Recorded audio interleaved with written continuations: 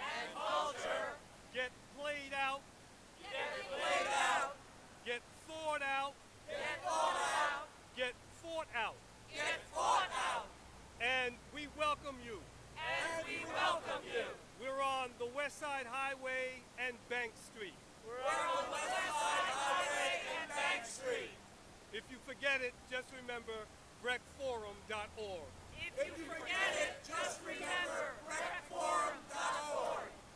So Rick here is going to speak to you this evening So Rick here is going to speak to you this evening on the current crisis of capitalism on the current crisis of capitalism and how you here in Liberty Park and how you here in Liberty Park is pushing positively against that crisis.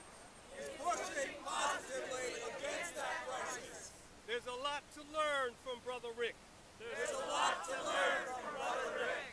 So let's get started. So let's get started.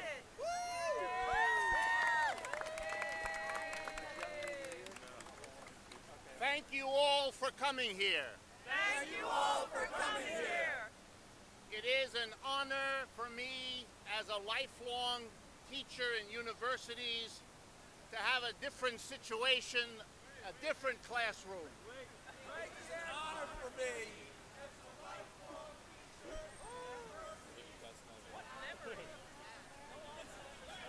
To say it briefly, To say it briefly, this is the best classroom I could imagine. this is the best classroom I could imagine.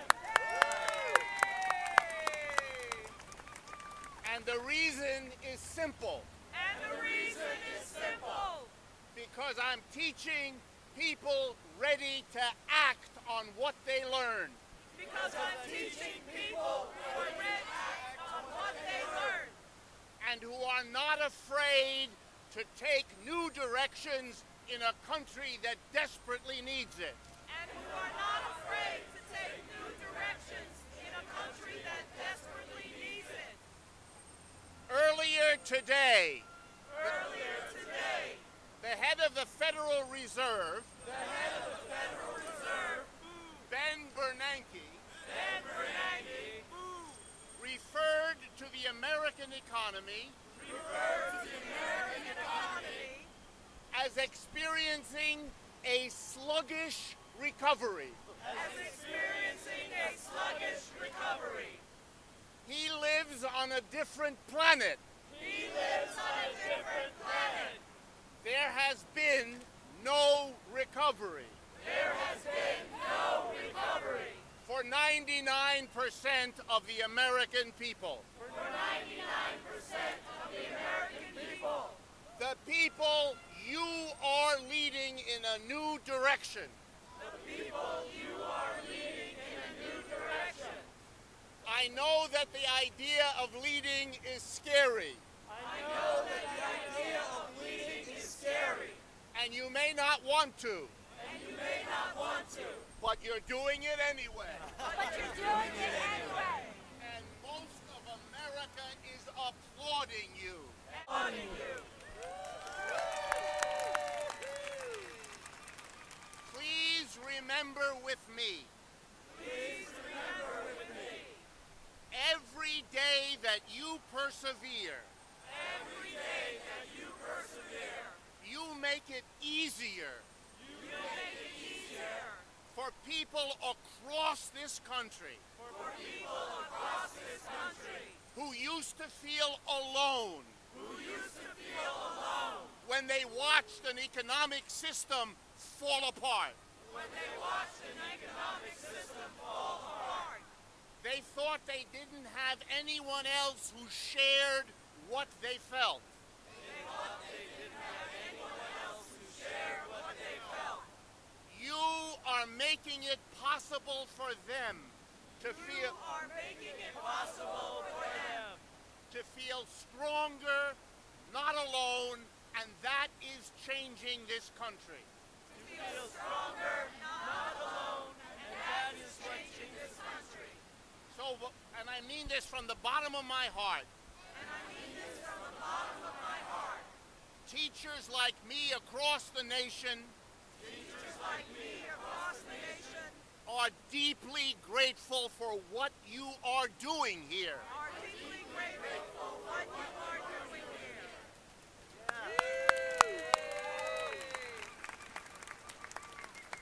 In all humility, In all humility, let me plead with you about one important issue. let me plead with you about one important issue. There is a reality that is behind the concerns we all have. There is a reality behind the concerns we all have. I mean the concern about the grotesque inequality that exists in this country. I mean about the grotesque inequality that exists in this country. I mean the attack on the natural environment we all depend on. I mean the attack on the natural environment we all depend on. And I mean the fundamental corruption of our political system. And I mean the fundamental corruption of our political system. The most important for me issue The most important for me issue is that you and we have the courage is that you and we have the courage to name and change the reality behind all of that. to name and change the reality behind all that. And by that, I hope it comes as no surprise. And by that, I hope it comes as no surprise. It is the economic system called capitalism. It is the economic system called capitalism. And let me explain what I mean.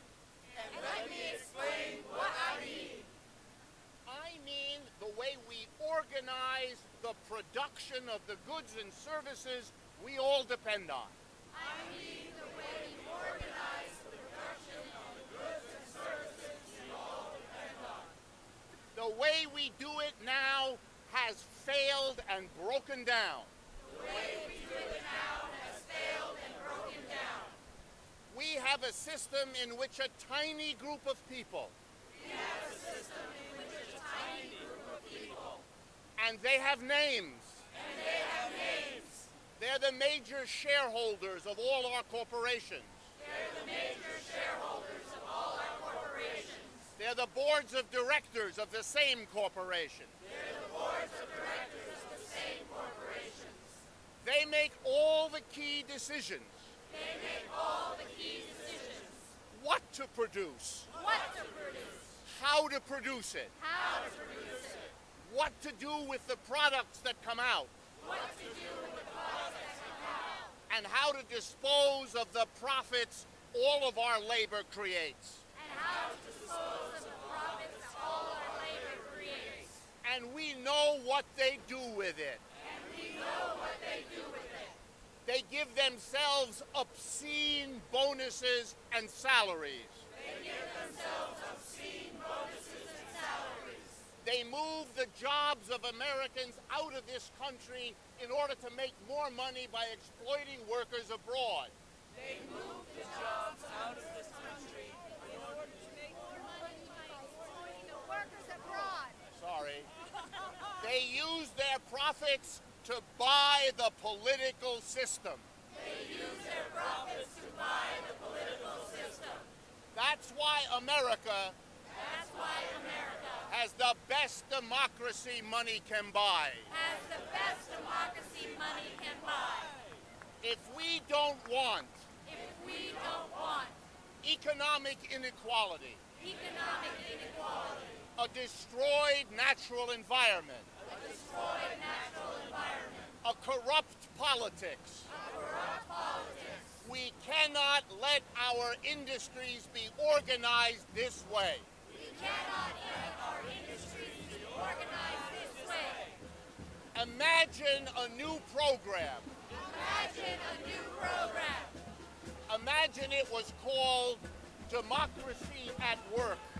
Imagine it was called Democracy at Work. Here's what it means. Here's what it means. The workers who go to work every day, Workers who go to work every day, accompanied by rhythm, accompanied by rhythm. they ought to be the ones They ought to be the ones who make the decisions who make the decisions. what to produce, What to produce, how to produce, how to produce, and what to do with the profits. and what to do with the profits. Then we would have Then we would have nothing like the inequality we have today. nothing like the inequality we have today. No jobs going out of the country and into people's lives, No jobs going out of the country. and the money would make politics serve us, Serve us, not the rich who are the shareholders not the rich who are the shareholders and the boards of directors. and the boards of directors. We could call this cooperation. We could call this cooperation. We could call it a co-op. We could call it a co-op. We could call it a democratic political and economic system. We could call it a democratic political and economic system. And when our enemies use words like socialism and communism, we should. Our answer is, it's over. It's over. You can't shut us up You can't shut us up with language with language whose intent whose intent is to keep a broken system going. is to keep a broken system going. For many years, For many years, Americans have debated Americans have debated the education system, the education system, the health system, the health system, the transportation system. the transportation system. We debated, we criticized them. We debated, we criticized them. That's how we make them better. That's how we make them better. That's how we change them. That's how we change them. Why in the world Why in the world was one institution was one institution taboo? taboo? You couldn't question it. Couldn't question You it. couldn't criticize it. Couldn't criticize it. That's a legacy of the Cold War. That's a legacy of the Cold War. Capitalism was taboo. Capitalism was taboo. All you could do was celebrate it and cheerlead it. All you could do was celebrate it and cheerlead it. If you want to remember what that's like, If you want to remember what that's like, just listen to any debate in the United States Congress any day. just listen to any debate in the United States Congress any day. Capitalism hid behind the taboo of an honest debate. Capitalism hid behind the taboo of an honest debate. That's why it degenerated into the unequal That's why it degenerated into the unequal and unjust system and unjust system it imposes on us today. it imposes on us today. You are the movement You are the movement that can and that I hope will break that taboo. break that taboo. Have the courage Have the courage to subject the capitalist system to subject the capitalist system to the same honest criticism to the same honest criticism and honest debate and honest debates that should have been going on that should have been going on for the last 50 years. for the last 50 years. Here's an idea to think about. Here's an idea to think about. The United States can do better than capitalism. The United States can do better than capitalism. At a time in this country At a time in this country where every day thousands of Americans where every day thousands of Americans experience in their own lives experience in their own lives that capitalism doesn't work for them. The idea that we could do better than capitalism has a mass audience. You can gather and mobilize that audience. And the United States will be in the debt of this movement for generations to come.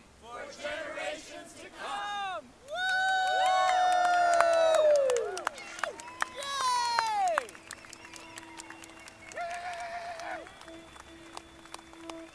Last point for me. The idea of going beyond capitalism. Of beginning to believe that working people and the people of communities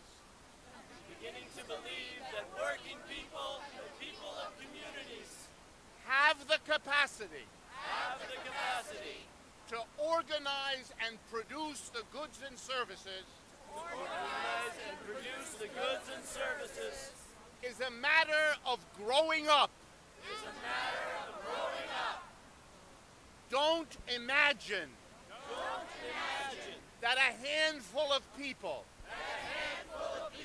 have some special competence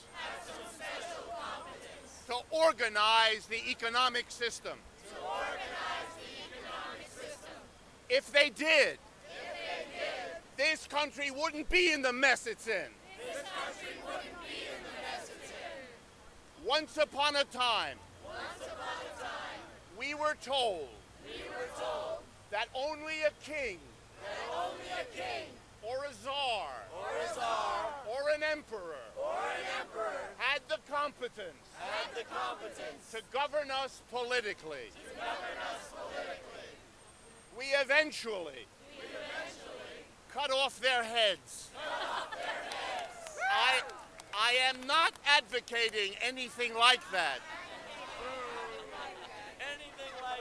Far be it from me. But if democracy is a good idea instead of monarchy, then democratizing our workplaces is a lot better than the autocracy and the aristocracy governing our economic well-being. If what we do most of our adult lives is go to work. 5 days a week. Most of the hours of the day. Then the most important place to express our commitment to democracy is in the workplace. And if not there, we can't be surprised if it's not real anywhere else. We have a phony political democracy. Because we don't have a real economic democracy. That's what has to change. And those of us who believe it are pleading with you. That transforming enterprises becomes part of the agenda for social change that you are putting on the forefront of America's consciousness.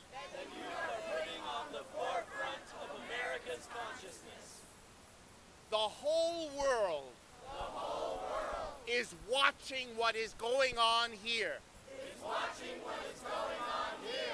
Where before eyes were focused on Athens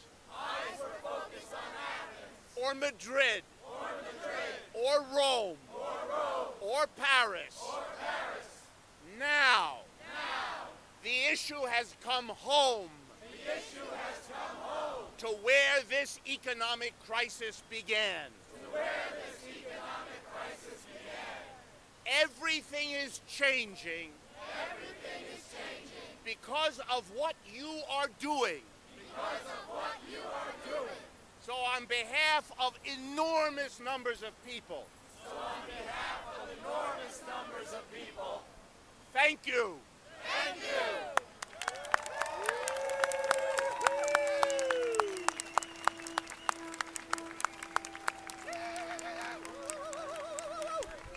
Sure, if people want to. So we have some time for questions. Does anybody have a question? What you were saying about transforming the workplace, economies of scale, labor arbitrage, how do you get around it, and can you at this point get around it, and what sectors would you think would be easy enough to get around it? The question is basically, how could a cooperative way of producing goods and services handle the problem that some things are best made in huge enterprises. What economists call economies of scale. Here is my answer. We have a choice to make between producing huge quantities of stuff and having a democratic, honorable, equal society. There never was a vote. There never was a public discussion where the American people could choose between having smaller, more cooperative enterprises as opposed to mega corporations. We have the power to force a decision for the first time. But it means confronting capitalism. They wanted the big corporations. Because they got the big profits. We got horrific jobs. We have to reopen the question of how we want to work. How we want that major part of all of our lives to be organized. That's just as important of filling our living spaces with three times the appliances that we can ever use. A rational society would ask for public discussion and democratic decision about how we work. Capitalism never offered us that right. One more reason to say goodbye to that system. Thank you for what you achieved. But the United States can now do better than capitalism.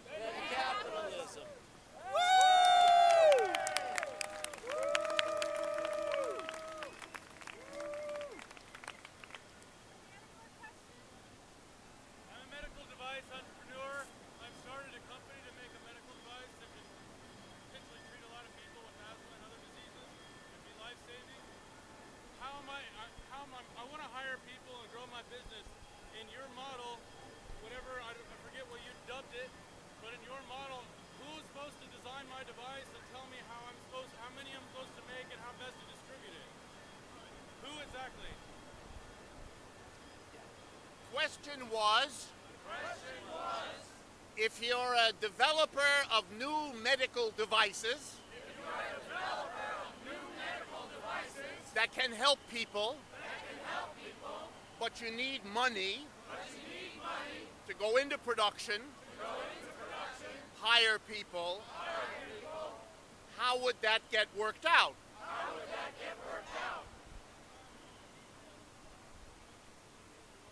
Who decides all of these questions? The best answer is to show you how it's done now. If you are such an entrepreneur,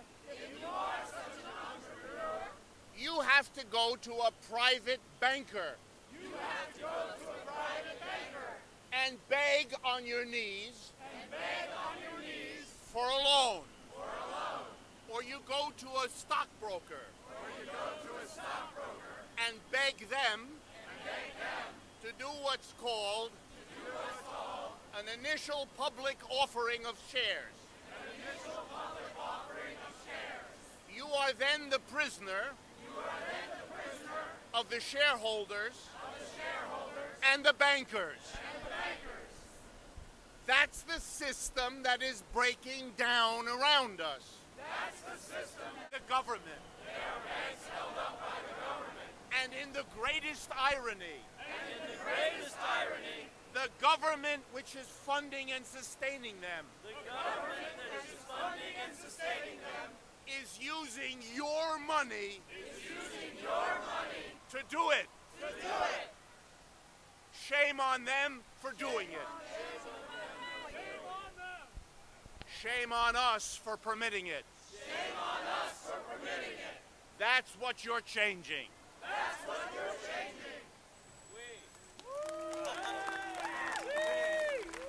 Do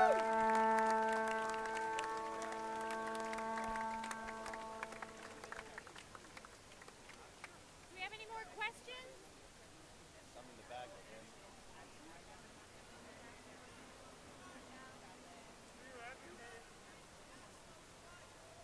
Question is, do I advocate a national strike?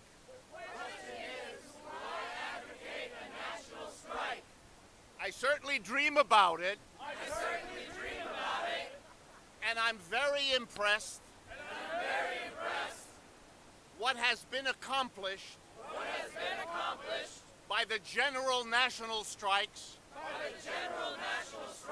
in Greece, in Italy, in France, in Spain, in Ireland, and many other countries. That was a weapon that let governments know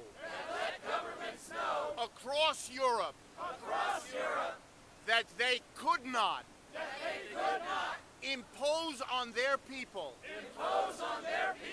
the austerity that is their way of trying to make the average person pay for the collapse of capitalism as a system. And the governments there trying to impose austerity are being defeated by mass action. Let me give you some examples. 2 weeks ago, in the little country of Denmark, something called the Red Bloc. Socialists. Anti-capitalist parties. Green parties. Swept into power. Making for the first time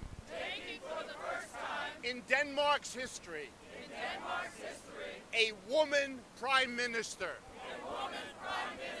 The leader Second example. 10 days ago, in the country of France, which has a Senate, which has been governed by conservatives since 1958. The conservatives, led by Sarkozy, their leader, was defeated. Socialists and communists will enter and take over the Senate come the first of the year. Socialists and communists will take over the Senate. Third example. I won't give you more examples, just one more. Germany. The largest economy of Europe. There, the Prime Minister, Angela Merkel by name, has lost the last three regional elections. Like Sarkozy, she is getting poll numbers like George Bush in the last months of his disaster. The mass action of the German working class is defeating Angela Merkel. A combination of working class parties and a powerful Green Party in Germany forced Mrs. Merkel during the summer to make an historic about-face. For years, she had been a champion of nuclear energy as the basis for Germany's power.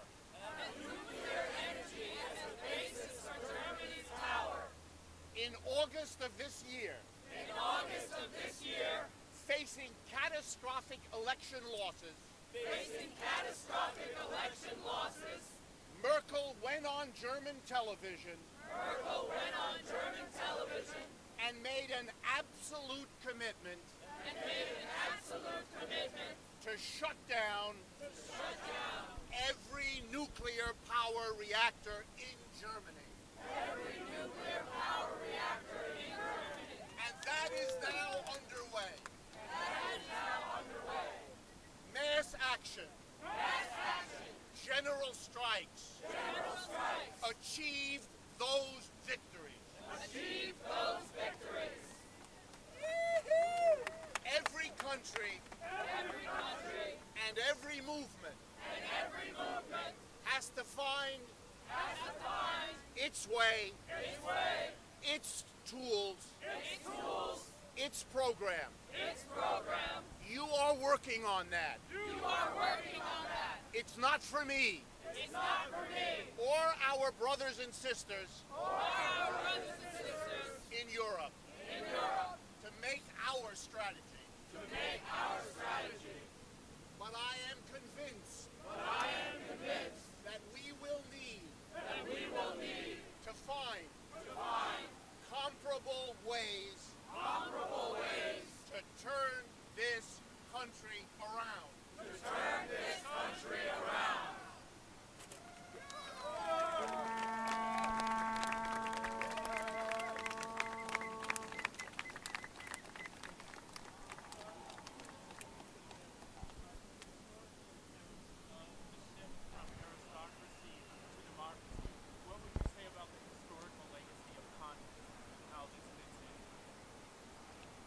The question was about the historical legacy of communism, feudalism that went before. In the Soviet Union, major changes were made. Property was taken from private owners and made into state property. and made into state property. Markets were repressed Markets were repressed and planning was substituted. and planning was substituted.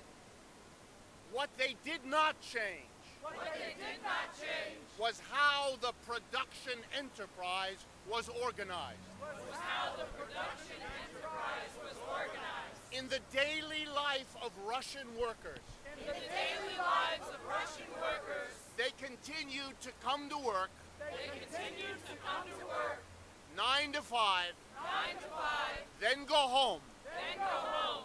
The basic decisions, The basic decisions, what to produce, what to produce, how to produce, how to produce, and what to do with the profits and what to do with the profits were made were made by a corps of state officials. by a corps of state officials. They were supposed to They were supposed to make those decisions make those decisions in the interests of everybody. in the interest of everybody. That didn't work out. That didn't work out.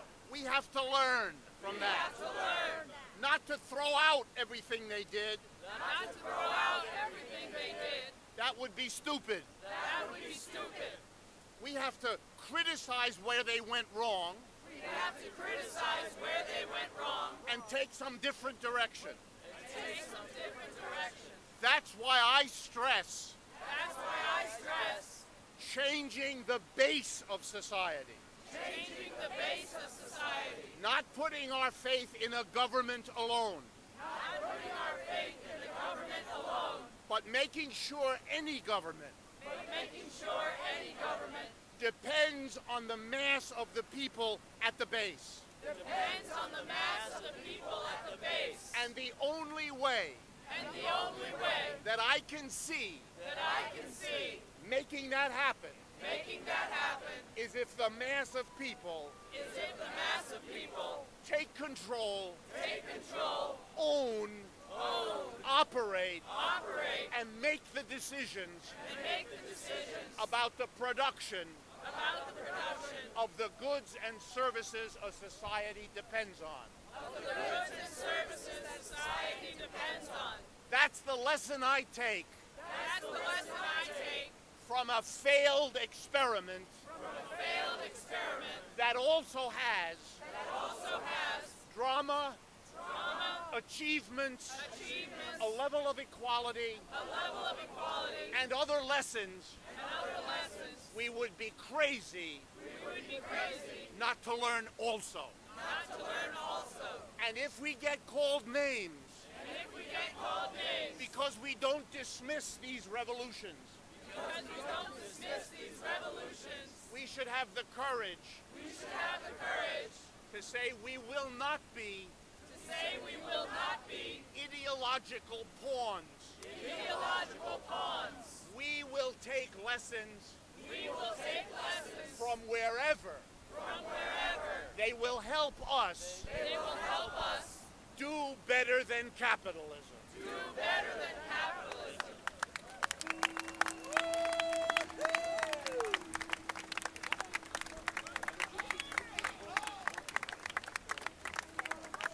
Wallerstein was interviewed on RT today, posted, and he thinks that we're at the end of the 500-year war of capitalism. And I'm wondering what you thought of that. The question was about an interview given by Emanuel Wallerstein on RT television today. He said that capitalism is coming to the end of a 500-year cycle. I have great respect for Professor Wallerstein. He's done wonderful work. He has much to teach. But when I hear my esteemed colleagues talking about waves of development running 500 years, my eyes glaze over. Maybe he's right. But I guess we'll have to wait to see. Meanwhile, I am sure that capitalism's future is more in your hands now, more dependent on the crisis inside it and the opposition building against it than on any long cycles we could imagine. When Marx wrote his critique, his image of capitalism's end was not that it was attacked from outside, was not that it was in danger from terrorists. Marx's argument is that capitalism would survive unless and until the internal contradictions, the things about it that undermine each other, make it collapse. And make the people who live in that collapse declare that a new and different system has to be begun.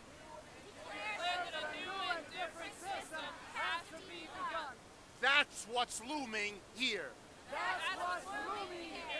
And Marx, if he were here today, would have a big grin.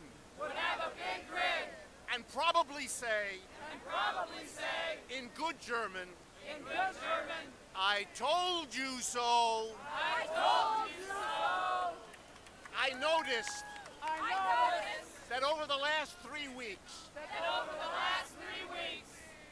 the stalwart capitalist news agency that has the same name as the mayor of New York, and that's not a coincidence.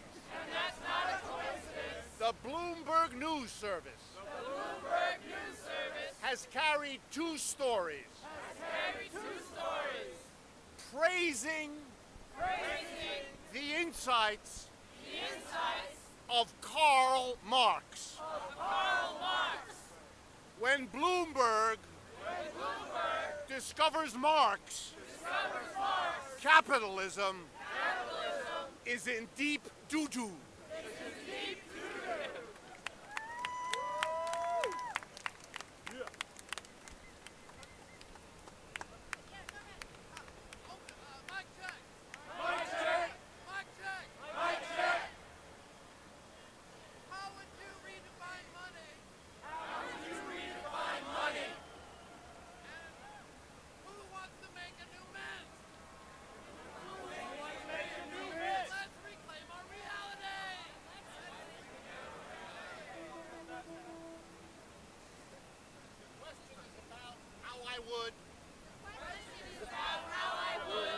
Define money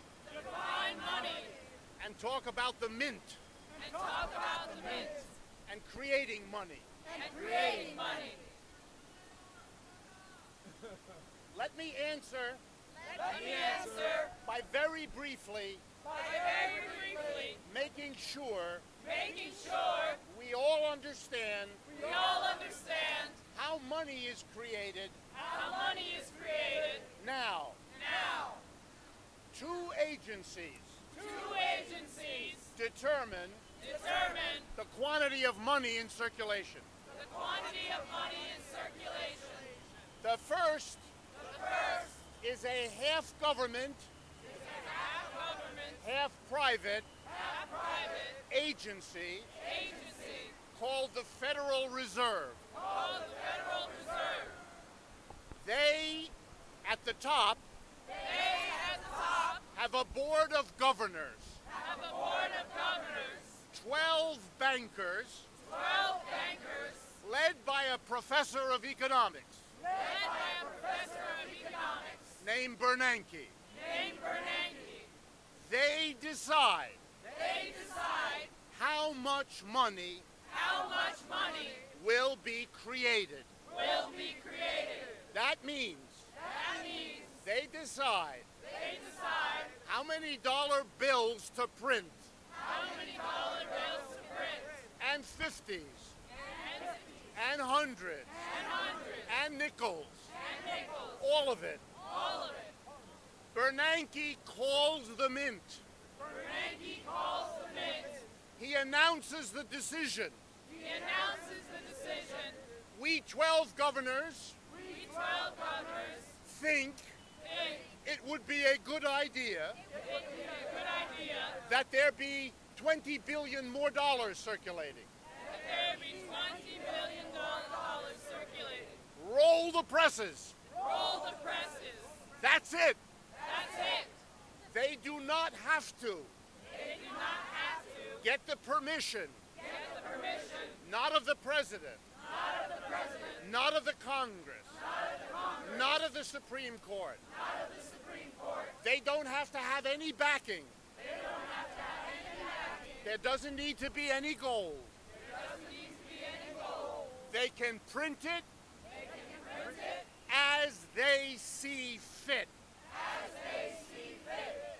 Over the last 4 years, Over the last 4 years, terrified by the collapse of capitalism here, terrified by the collapse of capitalism here, they have increased the amount of money they have increased the amount of money by hundreds of billions of dollars. by hundreds of billions of dollars.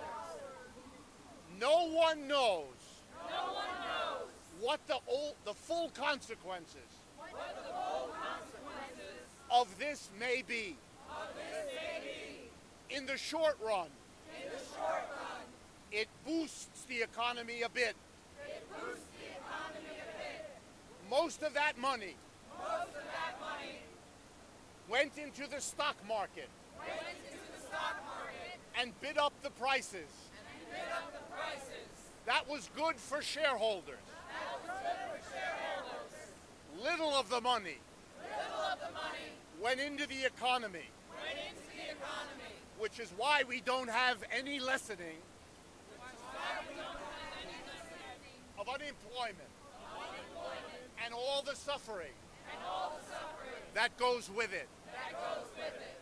The question is, The question is, what might happen what might happen if all that extra money if all that extra money began being used to buy things? began being used to buy things? Then we would have too much, then we would have Then we would have too much money too much money chasing too few goods. chasing too few goods, And the people with money and the people with money would bid up the price of everything. would bid up the price of everything. That's called an inflation. That's called an inflation. All around the world, All around the world, one of the great fears one of the great fears is that a dysfunctional capitalism is that a dysfunctional capitalism is trying desperately is trying desperately to print its way to print its way out of a depression out of a depression and thereby threatening and thereby threatening to plunge us to plunge us into an inflation. into an inflation. This is a system that is out of control. This is a system that is out of control. Far better Far better would be to have would be to have a new democratically controlled democratically controlled agency of government agency of government whose decisions whose decisions about money about money were governed were governed by what we all need by what we all need and want, and want, not by not by a handful a handful of giant banks giant banks who now dominate who now dominate our economic our economic and monetary system. and monetary systems. I have a question. Okay. What? You and then you. How does war and things like we're in New York City, how does war and 9/11 play into this stuff? Because we're talking about macro issues and there's greed and there's corruption and there's suffering, but I personally have a hard time believing that we could be that against ourselves because information is so accessible and you don't know what is reliable. And what is your opinion and comment to that? This question had many parts, Had many parts, but I'm going to focus but I'm going to focus on the opening point, on the opening point, which concerns war which concerns war and its relation to all of this. and its relation to all of this. This is more complicated This is more complicated than we often face. than we often face. On the one hand, On the one hand, we are spending we are spending trillions with a T trillions with a T on 4 wars: on 4 wars: Iraq, Iraq, Afghanistan, Afghanistan, Pakistan, Pakistan, Libya, Libya, not to speak of lesser actions elsewhere. not to speak of lesser actions elsewhere. Part of our view Part of our view is that we can see is that we can see that we would be better off that we would be better off using that money using that money to maintain to maintain the quality of life the quality of life and improve the quality of life and improve the quality of life for most Americans, for most Americans, rather than killing people rather than killing people over there. over there. However, However, we have half a century we have half a century of making the American economy of making the American economy dependent dependent on production on production for war. for war. To dismantle that To dismantle that is a task is a task capitalist corporations do not want to risk. capitalist corporations do not want to risk. They are making good money They are making good money producing for war. producing for war. To really overcome the war, To really overcome the war, we're back to square one. we're back to square one. We have to change organization of our enterprises. We have to change the organization of our enterprises.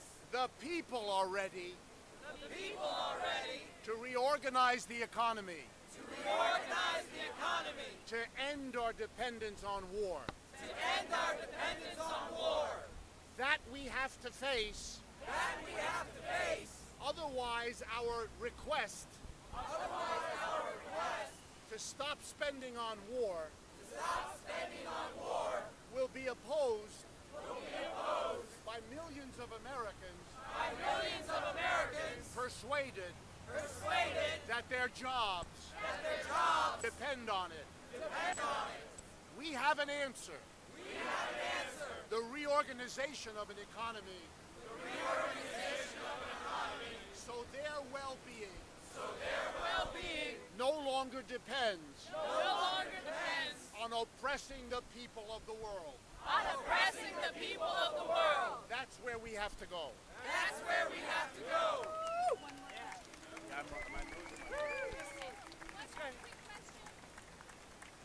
Sir, knowing that Should be in anyone's best interest here that they could potentially be called a terrorist. Is the Patriot Act something that we should be looking at? For instance, if one of you are arrested and they enact the fact that you guys are terrorists, you can be held in court without due process. Does that worry you at all? The question is, the question is, am I worried am I worried by the Patriot Act by the Patriot Act and the right of the government and the right of the government to brand almost anyone to brand almost anyone a terrorist, a terrorist, arrest that person, arrest that person, and hold them indefinitely with little or no basic civil rights. I have a simple answer. Yes. And I would find it strange if everybody wasn't worried. In a country that spends a lot of time defending and admiring personal freedom, we have a government now to whom we have allowed attacks and deprivations of our personal freedom on an unprecedented scale. That needs to be changed. And here is an interesting fact. At the other end of the political spectrum, there is a sizable group of people who, for different reasons, are equally worried about this loss of personal freedom. Not the least, innovation in a new left American politics would be an investigation about whether we might work with some of our libertarian adversaries, at least to limit the power of a government subservient to corporations that we don't want to have anything like that power. I'm losing my voice. Thank you very much for your attention.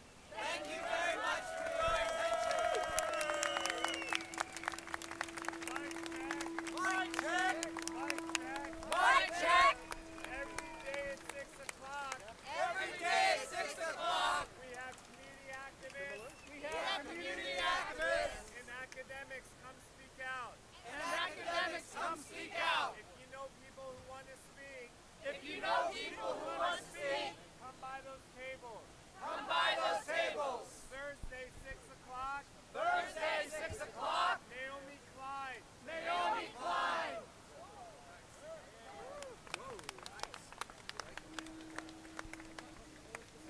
Feudalism that went before. In the Soviet Union, major changes were made. Property was taken from private owners and made into state